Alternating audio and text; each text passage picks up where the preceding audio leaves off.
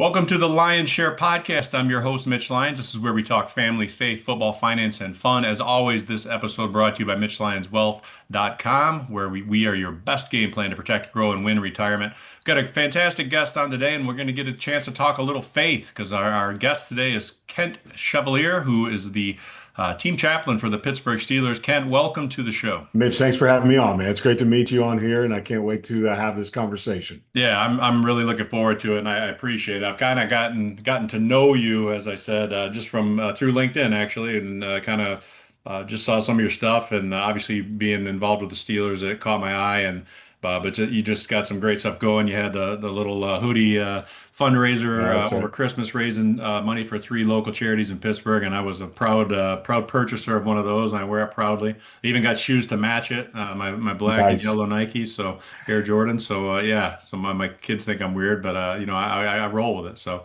That's right, man. You got to sport it. Go. yeah, so gosh, man, let's just kind of take us back a little bit and just to expand on that. I mean, I know you do some keynote speaking. You're a husband and father of three daughters as well, which is a full-time job. I know That's you've right. got your first wedding coming up, which is fun. But I guess take the listeners through just a little bit of what kind of a synopsis of kind of where. Yeah, I know you grew up in the Pittsburgh area, but how did you get to this point in your life?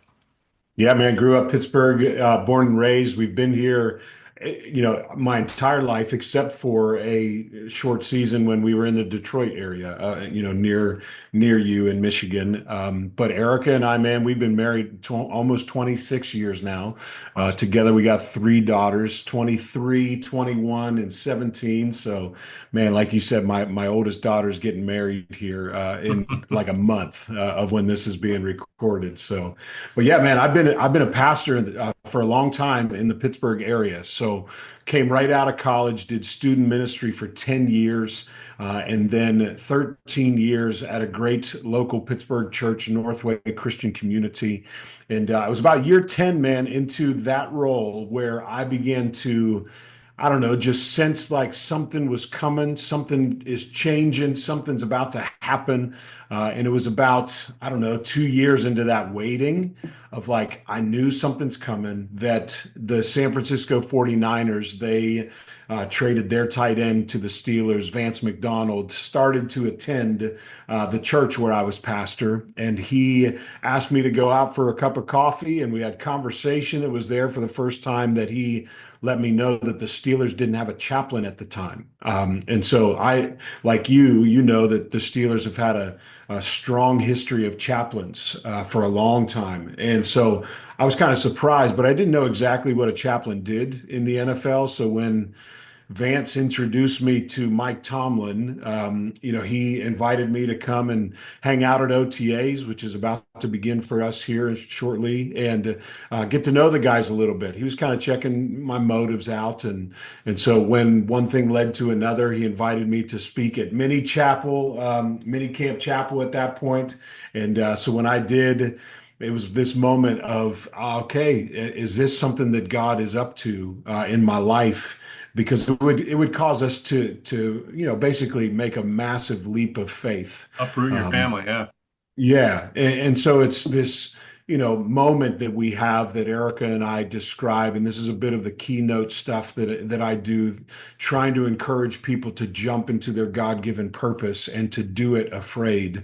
And so we did. We had to do this afraid because we left a secure paycheck, a secure position, Yep. loved what I was doing to this unknown world of the NFL and doing ministry as a chaplain rather than a pastor. As a pastor, people come to you. As a chaplain, you're going into their space, their Yeah, business, for their sure. locker room. And so, man, we jumped. We're still in that, and man, we'll start in our seventh season this coming up. So I'm excited for it. Can't believe I get to do what I get to do. Take me back to, you mentioned you got right into ministry coming out of college, but what was your faith walk early on in life? I mean, when did you accept the Lord, and were you raised in a Christian home? Like, what did that look like for you? Yeah, so born and raised in the church, like I was there all the time, like which led to a little bit of the reason why I wanted to leave the church. because man, I was there Sunday morning, Sunday night, Wednesday night, Saturday morning, and I just saw way too much as a kid growing up, and you'd hear, Too you know, much the churchianity. yeah, exactly. And so it was this, man, I just saw a lot of, and you've seen this as well. It's just a lot of hypocrisy of people say that they believe, but then they act a completely different way. And so I would see, the men of the church, they would speak a certain way, and then I would get in trouble if I spoke that way. And it was just this like, come Yeah. on, man. And then, I grew up with a dad who was, very faithful at following the Lord, but he also struggled with being bipolar. Okay. And so I never knew which dad I was going to get when I would step off the school bus. Was I going to get the dad who would, beat me, or would I get the dad who would give me a hug and walk me towards Jesus? So I was really confused as a kid, especially because when we say God the Father, and a lot of times we carry that around in our hearts and our minds. Sure. That God is Father, and if I don't have a great relationship with my dad, then that's going to jack things up a little Yeah. bit. So there was a season when I got into high school where I started to rebel pretty good, not follow Jesus. And it wasn't because I didn't like Jesus. It wasn't that. It was just some of the stuff that I saw.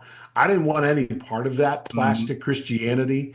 Right. And so I just decided to kind of walk away until, man, I graduated from high school. And it was one of these moments where my parents, they forced me to go to this, and I'm grateful for it now. But at the time, as a 17-year-old kid who graduated from high school, I'm going to this college that I really don't want to go to, but my mom works there, and I have to go there. So I'm just really angry and bitter.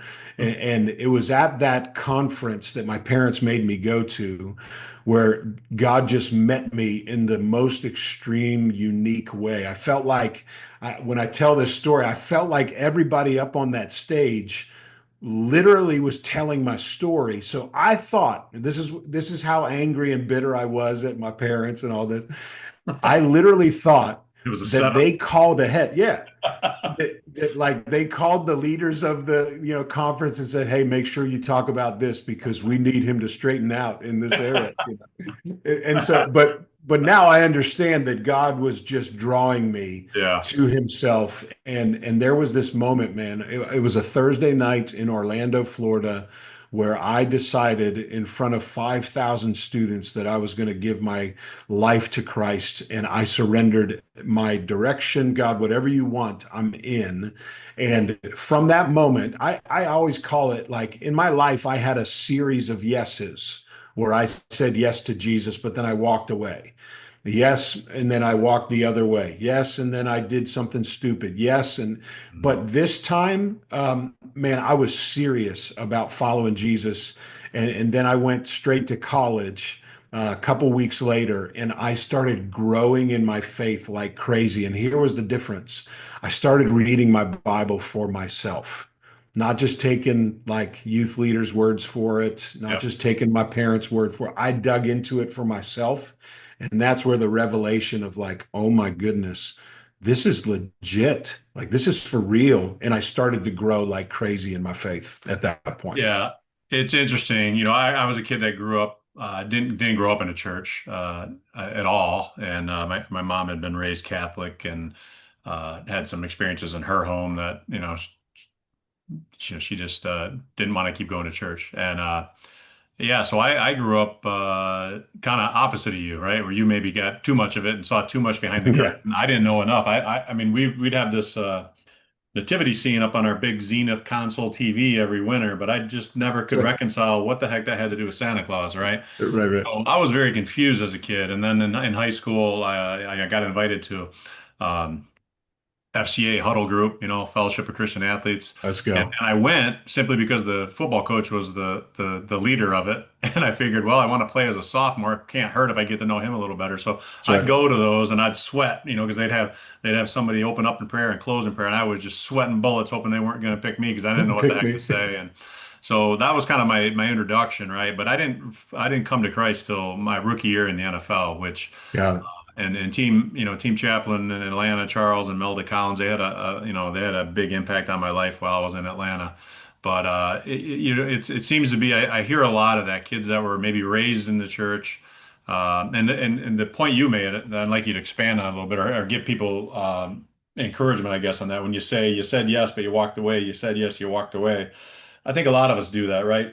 Yeah. We want to follow Jesus, and then for whatever reason we don't, or we kind of start slip sliding a little bit. What do you say to somebody that maybe they're quit on themselves to maybe they feel like they quit saying yes because they failed Jesus so many times? I mean, what could you tell somebody in that position? Yeah, I would. It's all a part of to use this theological term, the sanctification process, right? I mean, God, when He gets a hold of you and you do say yes to following Him, that doesn't mean that things are going to get easy. Doesn't mean that there isn't going to be temptation. That doesn't mean, in fact, there will be these moments where you will be faced with the exact same decision before you said yes to Jesus, right? That you'll be faced with it again because there needs to be growth. And so, are you going to make the decision to do it God's way, or am I going to do it my way? And I started to figure out that, okay, when I do it my way, it never turns out great. Someone always ends up getting hurt. I end up with serious consequences in my life. And it wasn't about like behavior modification. So when I really said yes, like, and I got serious about following Jesus, there was this sense of my heart began to ache for the things that were what Jesus wanted for my life. Because the truth is that He has the best version of what He plans for our life, but He gives us the free will to choose whatever it is that we want to do. And often where I got in trouble was when, man, I did contrary to what He would do. And so it was this yo-yo for a little bit. When I started following Jesus as like a freshman in college and started reading the scriptures on my own, that's probably what I would say to somebody who, man, you feel like you're yo-yoing. Well, dig into the scriptures for yourself. Don't Yeah. just take that pastor's word for it. Don't take some stranger's word for it who's on Instagram on your feed or LinkedIn who are saying certain things. Dig into it for yourself. Because when I did that for me, I noticed that my heart began to follow my habits. And there was this growth and this hunger that started to develop, just like, any other relationship. So with my wife, when I'm dating my wife, dude, if I said, hey, I want to date you, and I only showed up for 1 hour a week and said, hey, Erica, I love you, she would be like, I don't believe you. This Like, is I the don't want relationship I'm looking for, Erica. 1 hour a to. week. Exactly. Cut it for me, You Kent. know, and I think that's what like helped me when I started to really grow is that this was about relationship rather than like doing all the right things. Yeah. This was about, okay, God, you're actually speaking to me as I'm reading your word, and I can then communicate back to you through journaling, prayer journaling, things like that. And so, man, I would just encourage anybody who's trying to figure this out. This is about abiding in the vine, as Jesus puts it, is abide in me and I will abide in you. You don't have to like try hard. It's not like that. It's just about being together, being in that relationship, reading God's word, I was getting just gonna to say, know his at the end of the character. day, open the book. That's exactly right. Dusty Bibles lead to dusty lives, right? That's And right. I've always said too, again, not growing up in the church, I've seen a lot of hypocrisy and stuff, and I think it's true to say that the worst case against Christianity at times are Christians, right? I mean, people Yeah, on the outside looking in, well, they're no different than me, so what do I need Jesus for, right? that's And right. it's man, and that's a bad point fingers, but there's three pointed back at you, and Always three. That's right. and it's frustrating to see, and we've all had our moments where we've fallen and continue to fall, and maybe don't shine the best light on Christianity, but it's not a religion, and that's what I learned, and that's why, frankly, I'm glad I didn't grow up in a church looking Yeah, back on it because I didn't get caught up in the denominational stuff and how you worship or can you dance or can you listen to music and all that. All I know is what I read in the Bible, right? I just know that's right. Jesus as I read him in the Bible, and that's been freeing for me. So, Yeah, uh, all right, well, that's cool. Let's jump. Let's fast forward. You're married. You uproot your family from Detroit. You head to Pittsburgh, and you begin that journey as a team chaplain. that's right. I guess pull the curtains back a little bit for people to understand, like, what does that look like on a weekly basis? What are your duties? I mean, I know a little bit from my time Sure. 25 some Yeah. years ago, but what does that look like for you? Times of the year and during the season, that kind of stuff. Yeah. Well, so what's wild about this position is I get to do this with my wife Erica. So she's the way that we kind of describe it is that, and it's not exactly this way, but she's the chaplain to all the ladies. Yep. I'm the chaplain to all the guys. So with every guy in the NFL coach, there's probably a wife and a family that's with that. And so we would say that, man, we're just kind of the team pastors. Yeah. And so we're here to serve in any way. And what that looks like for us is once training camp begins, man, like I'm at training camp. I live up at St. Vincent College with those guys for a month. And every morning I am offering Bible study to anybody who wants to come and be a part of that. It's not forced. It's an invitation of anybody who wants to. How And often is that? so every morning, Coach Every morning. Tomlin wants that. Yeah, Awesome. yeah. Okay. Cool. So I'm busy during that Yeah. time because you're getting to know everybody. You're not only getting to know new players, but you're getting to know new coaches and their families, and then support staff. And it's a whirlwind for us of just building brand new relationships year after year. And so when I'm up at training camp, man, I'm away from my family for that month. But good thing, man, we only live an hour and 20 away, so I can sneak on the off days to get home. And then once the season begins, man, Erica has Bible studies for all the ladies. So think players' wives or girlfriends. She has a Bible study. She has Bible study for coaches' wives. She has a Bible study for the scout wives. And then I am a mirror of that with all the guys. So coaches, Bible study, players' Bible study. I will preach at chapel or I'll have guests at chapel, which always happens the night before in our particular setting. And so that's an incredible moment that I get to. I'm just honored that Coach T would invite me to travel with the team. So wherever they are, man, Coach Tomlin allows me to be there. And Erica and I just kind of describe our ministry as the ministry of availability. Like we're here to help, we're here to serve.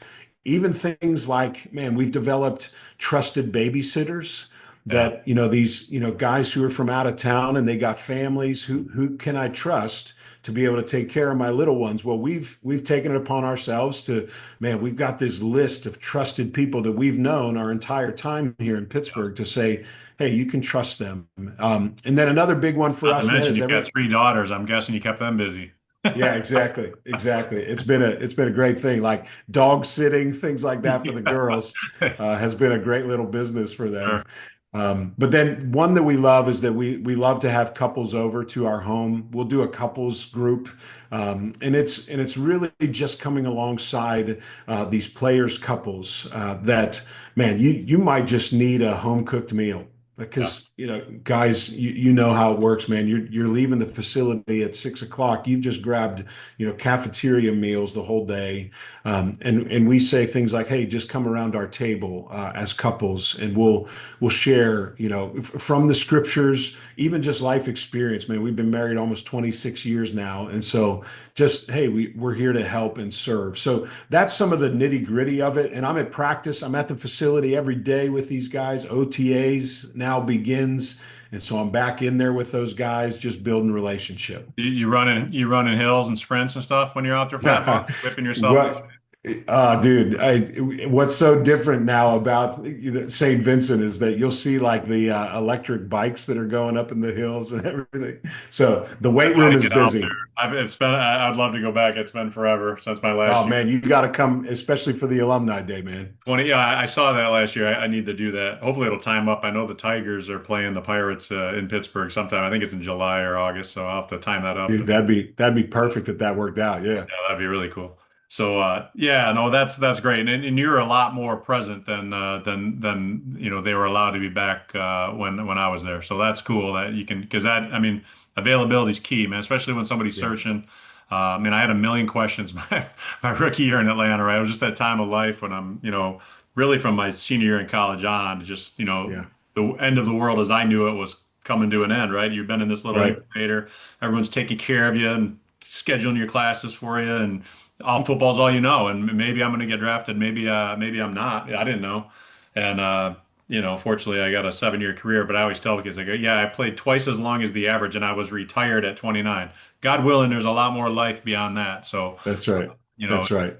but I had a million questions as a young guy searching for answers, right? And I was Well, and I that's was what's great peppering about Coach Tomlin is that he invites me to be at the practices. He invites me to be at the team meetings. He just invites me to be around because he knows that there are guys who, okay, man, I don't know who to trust here. Yep, And what will often say to the guys is like, I have nothing to do with the X's and O's and playing time. Like that's not my yeah, lane. I right, stay in this lane over here and keep my head down. So if you need help, if you just need to talk, man, and yeah, do what's wild is that on the practice field, you know how it works. There's 10-minute periods, yep, and offense one goes out against practice squad D, and I'll get some of those guys who will come over because they know that they can get out of the conversation very shortly. So if it gets uncomfortable or whatever, they're like, okay, I'll come over and I've got a 5-minute window here, and they'll ask me the craziest, great questions and then I've only got like 2 minutes to respond to it, and then maybe we can grab lunch right, afterwards, yeah. kind of thing. So I just love that Coach T has the vision for that and allows me to be on the sidelines with them. Yeah, that's awesome. Well, so I guess talk about a little bit. I mean, obviously you see the full gamut of it. You've got the 10-year vet who knows he's got a place on the team. Obviously, he's a starting lineman or whatever, a starter, right? Versus the kid Yeah, that maybe is coming in undrafted, kind of like where I was drafted, but kind of same feelings like, man, I don't know if I belong here. I mean, you might only have them for a month, right? Because that's they right. might get cut and the way they go, right? But you can still have an impact on those kids. So That's right. how do you balance that in terms of trying to pour into guys that maybe aren't even going to be there beyond a month? Yeah, I will. That's a great question because the way that I will approach it is that if you are in our context, if you're the Cam Haywards of the world, man, I'll spend time with you. If you're the guy who's on the bubble, who's wondering if he's even going to make the squad, I will spend time with you. And that's what I love about being up at St. Vincent is that availability just to be in the cafeteria, to be able to be at all those things, just all the conversation. So I've got to be able to be willing to say, hey, bro, great to meet you, man. Where you from? And get that conversation going. Right. And once they realize it's getting easier for me now, dude, the first couple of years, it was very difficult because everybody's questioning my motives, like what's my angle Yeah. and all this. Right. But now that I've been with some of the veterans for a while, and they are some of the spiritual leaders on the team, when they begin to advocate for me, oh man, it's so much easier because Right. I'll even say things like, bro, just go talk to Alex. If you're wondering about me, just talk with Alex because I get it. You don't know if you can trust me. And Sure. I'll just even say that, but go talk to Alex, tell him, what's going on. And it might even be a better thing for you to talk with Alex because you can trust him. And that kind of goes like, I can see them go, oh, okay, this dude he's not being pushy Yeah. or anything like that. Well, So it's and getting easier. I remember from experience too, not because I wasn't a believer, but guys that weren't though. But if you're around enough, and like and in your situation, you are there on a daily basis, whether they're believers or not, they're probably at a certain comfort level with you, right? Yeah, And you can just keep dripping. You can keep dripping on them because God will work in that's His right. own time. And again, like you said, just be available, man. When the time's right, That's right. you're there. They're comfortable with you. They know they're aware of your relationship with other players and whatnot. That's So right. that's Yeah, cool, man. and you'll see certain guys like my style. I'm an alongside man. I am not pushy whatsoever. I don't think you should be in these settings. But what's wild is that everybody coming in will have a perception of what a chaplain does and who a chaplain is. And whether if that's good or bad, I still got to figure out how to, live up to whatever their perception is of pastor or chaplain. And so I have it's become important to me that these guys realize like, bro, I don't talk about Jesus 24/7. Like when I go home, I'm watching football. I'm a sports guy. I'm a dad. And so like when I start spitting that kind of stuff, just everyday life, eventually, bro, they will turn the conversation to, well, how, and they realize like, okay, I'm not a Bible thumper, man. I ask questions. I'm here to serve you like any way. And when I say things like, so bro, if you need to know like the best restaurants, man, I grew up here my whole life and I'll help you out. Things like that. It eases up, guys. So it's getting easier. Yeah. So with respect to guys that have been with you, I suspect there's been some that have been there the whole time, right? I mean, mentioned Cam Yeah. Hayward, he's been there a while. Is it hard for you? Obviously there's a lot of turnover in the NFL. Yeah. Is it hard for you and Erica? She obviously builds relationships with wives, and then all of a sudden somebody's traded or cut and released. That's right. That's got to weigh. It's got to be a bit of an emotional roller coaster there, but it's kind of part of the league, and it's true of anybody that works in the context of the NFL. That's just part of the game. Yeah. Dude, I will never forget because I didn't have a category for how any of this worked. And I'll never forget setting up a lunch with a young man who was kind of on the bubble. And now I even know that language, right? But I didn't know it back then. And I'm sitting in the cafeteria because we said, hey, we're going to meet. And the time came and went, and I'm like, man, I wonder where he is. Like, what's going on here? And so I go back into the locker room and I see the equipment guys taking down his name plaque. And I was like, well, what happened? And boom, he was already on a plane to Seattle. He had just gotten, picked up. He was on the practice squad. Oh, I don't okay. even understand how any of that worked. So like Here today, gone now, tomorrow, man. exactly. And the running joke in the NFL is, it stands for not for long, right? And so we've come to because Erica and I are deep relationship kind of people. We love building relationships. We go deep and we invite people into our home and we want to be a part of their lives simply to be those alongsiders that are almost like for the players and their wives or girlfriend, like spiritual parents, if you will. Right. And so when it comes to the end of the season, man, our heart like it breaks a little bit when it comes to the free agency stuff. Man, it's not so much excitement. It's man, okay, bro.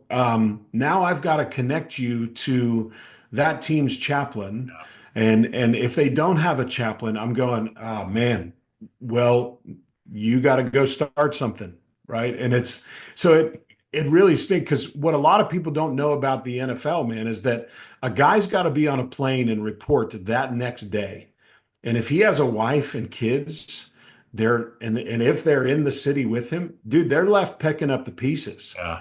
while he has to go to work and she's got to figure out, okay, how am I gonna pick up and are we actually gonna move our kids now? And all of Yeah. those I things, mean, it's brutal. unfortunately, in my 7 years, I've never experienced that personally, like middle of the year kind of thing where Yeah, I was the guy, I was the guy that you rented everywhere I was, and usually I yeah, was just picking up whoever got released. I was renting their house that fall yeah, because they needed somebody. yep, I would I would oblige them and just take over the payments while I needed it, and then yeah. end of the Because season. we as fans, if you will, if I put it this way, fans know the 30 names and they know the 30 numbers that are getting all that playing time, not even really realizing that there is, okay, you fill that out. There's another 23 dudes that you don't know their names, but then you got the practice squad of Oh yeah, 16 that yeah, make it all happen. And all those guys, their life is up, down, roller coaster. Man, I might be on the West Coast. yeah. I just got traded or I got picked up because I dropped on the practice squad. And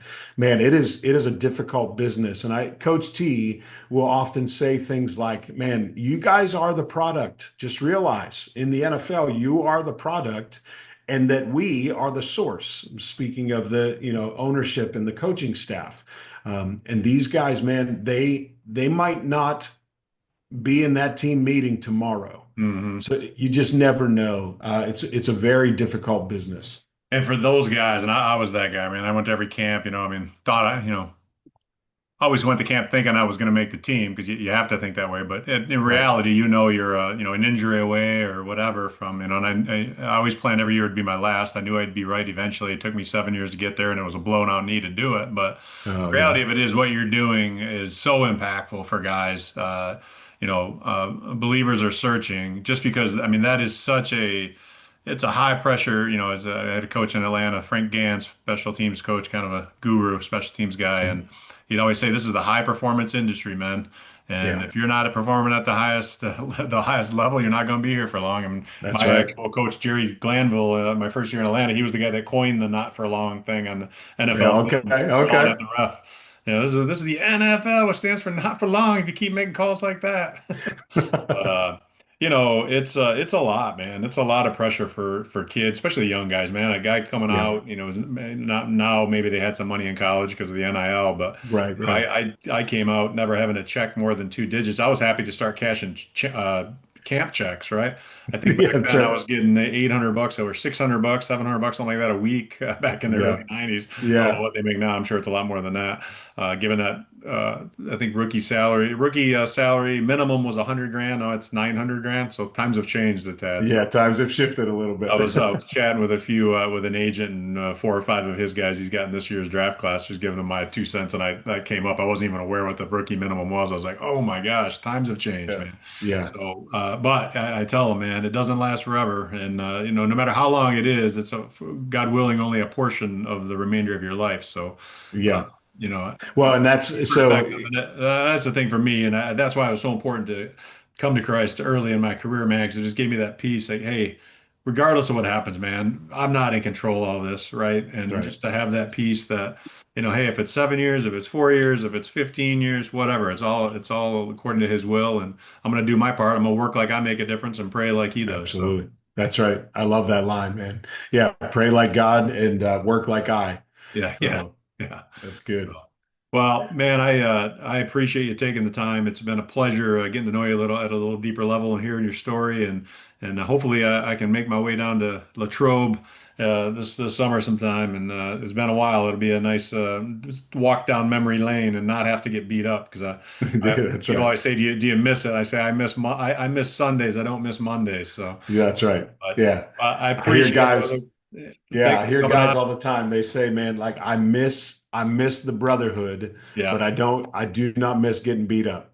It's hard to recreate the locker room atmosphere at the local country club. Yeah, It's that's not, true. it's not quite the same. You can't come around and give them a pat on the butt, and That's they take it wrong. So yeah. that's Well, right. listen, brother, I appreciate you coming on. And hey, folks, if you like this episode, go ahead and like it, share with your friends. I think Ken can make a nice impact on a lot of people. So please do share it. And as always, again, this episode brought to you by MitchLyonsWealth.com.